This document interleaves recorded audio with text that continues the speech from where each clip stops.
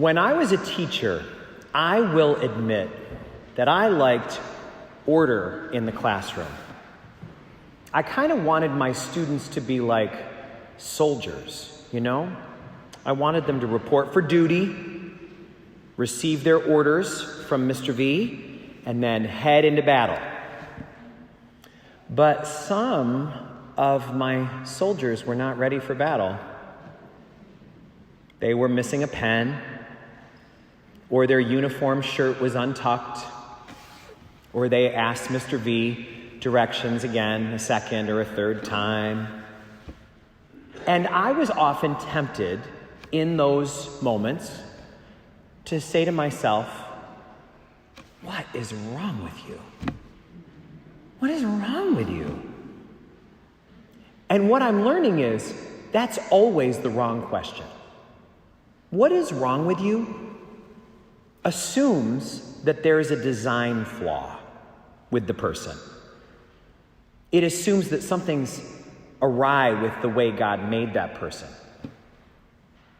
And it can even get worse than that, because if you get too far down the road of what's wrong with you, then you start thinking, you know, some of the other people that are like you, something's wrong with them too. Like all of your type of people, something's wrong with you. And then you know you're way off base. One of the things that is very important for avoiding the what's wrong with you way of looking at life is to assume that there is a story behind every kind of behavior that we would see. And part of that is obvious because human beings are rewarded for doing the right thing all the time. It's a lot easier to do the right thing than do the wrong thing if you're a human. You get all sorts of positive reinforcement if you play by the rules, and you get all sorts of resistance if you don't. So if somebody is not getting with the program, we've got to have a curiosity about what's happening here. A lot of former Vietnam veterans struggle. A lot of them have substance abuse issues or other problems. Some of us might be tempted to say, what is wrong with you? You're 70 years old. You've got to get it together. You're an elder. Come on. But that's not the right question. We need to be curious. What happened to you? Tell me more about what happened to you. It's well known that Indian reservations have some of the highest rates of alcoholism of anywhere in the United States. It's caused a lot of people over the years to say, what is wrong with those Native Americans? What's wrong with them? Which is not a good question. It doesn't even really make sense when you consider, wait a minute, what has happened over the generations on those reservations? What's it been like for you? That is a trademark of love. It's a trademark to be curious about the beloved. Anyone who loves is curious by nature about the one they love. And love assumes as a starting point that there's nothing wrong with you. There's nothing wrong with you. You're God's child. That's the bedrock of our faith, that everyone is made in God's image. So there's nothing wrong with you. Whatever's going on, we know one thing we can rule out. It's not the maker's design. It's not that there's a design flaw going on. Love doesn't assume that. Love is curious. Love assumes there's a story behind this. Love says, tell me more about what you've been through. Tell me your story. I have all day. Tell me. That's what we're hearing in the gospel today. The details are very clear that John gives us about this. Thomas was not with the other apostles when Jesus appeared. He wasn't there. So that ought to be a red flag right there. If any of you have ever chaperoned a kid's field trip, you know what the adult does the entire trip, compulsively, about every 2 minutes. Counts heads. Okay, we're good. Then you go and get the tickets and you go into, we're going to all meet by the statue. All right, count heads. Now, when it comes to the apostles, there's not that many to count. It's not that hard. And Thomas isn't there.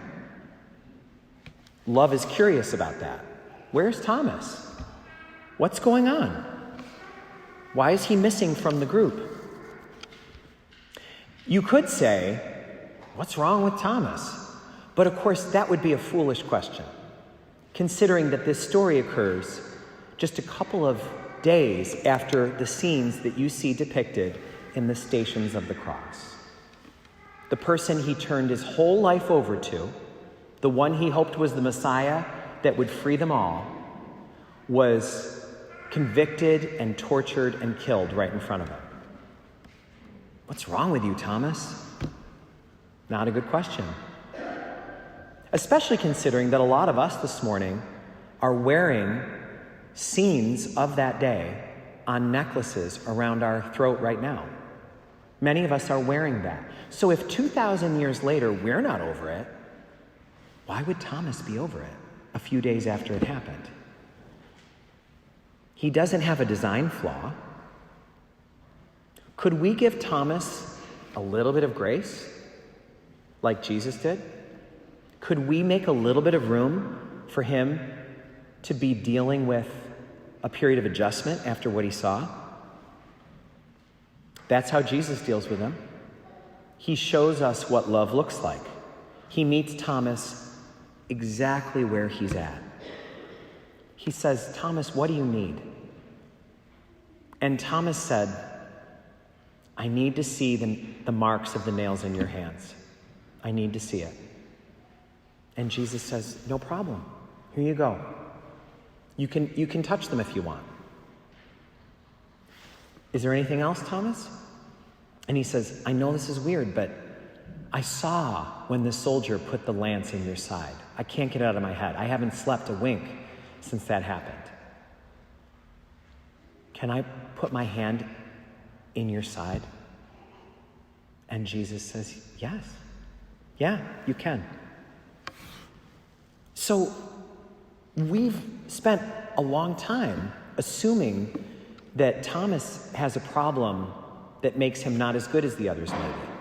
We even have a name for him. He's one of the only apostles that we have a nasty name for, Doubting Thomas, which is a really funny thing for us to do so many years later. Why do we do that?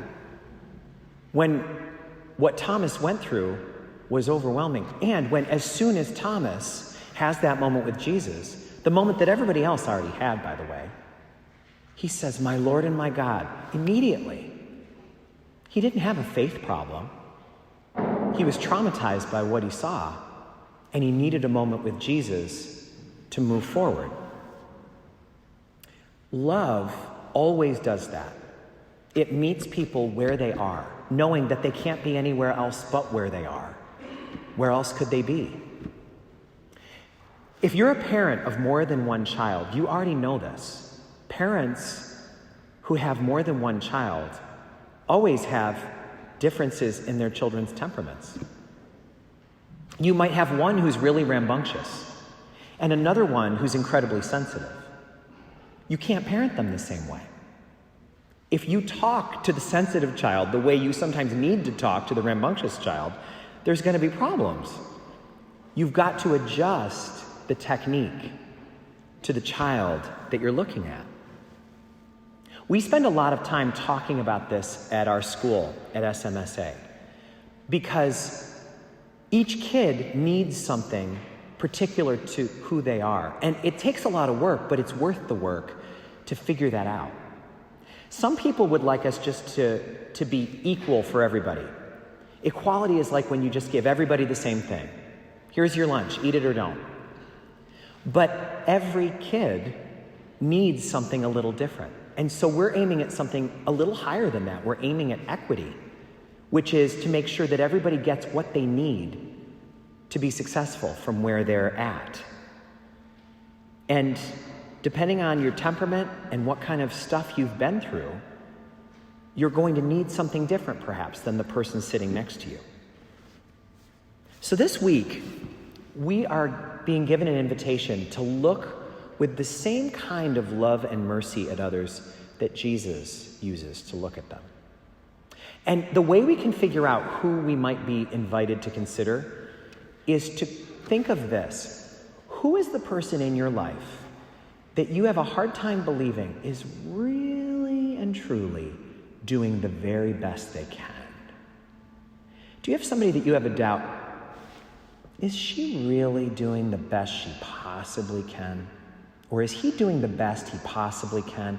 Or is there a part of me that says, what's wrong with them? Why are they coasting? Why don't they get with the program? What's going on here?